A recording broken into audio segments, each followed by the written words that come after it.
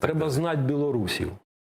Вони терплять, от так як українці, вони будуть терпіти. Ну коли вони зірвуться, там ситуація перетвориться в таку партизанщину, яку Кремль він навіть уявити собі в голові не може. Починаючи від того, що туди піде білоруський АМАП, не ОМОН, як їх іменують, а це отряд міліції особливого призначення. Тому що там уже зараз виникають конфлікти між спецназом Білорусі, який хоче зберегти честь і совість.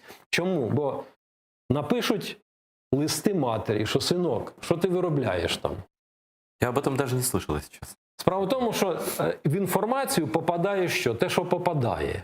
І от такі речі, які виникають в конфлікті між білорусами спецназу і російським спецназом, вони вже працюють. Чому йдуть там з міліції люди і так далі? Тому що вони розуміють, їм жить там.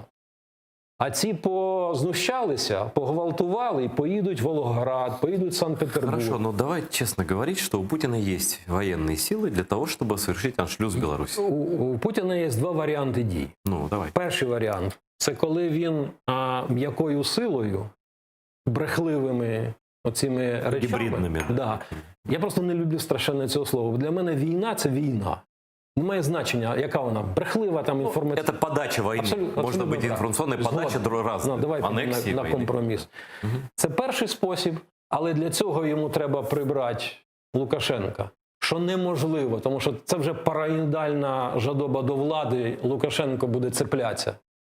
І є другий варіант, умовно кажучи, Прага, Будапешт, коли танки зайдуть і почнуть душити студентів. К какому варіанту склоняєшся ти? З моєї точки зору, перший варіант неможливий, тому що білорус буде боротися, відстоювати свої права, і він уже Лукашенка не прийме.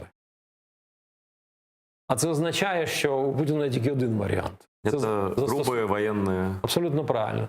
Тому я не випадково кажу, що це право на вибор зіткнулося з відвертою агресією, а це означає, що ми напередодні там початку ще одної війни.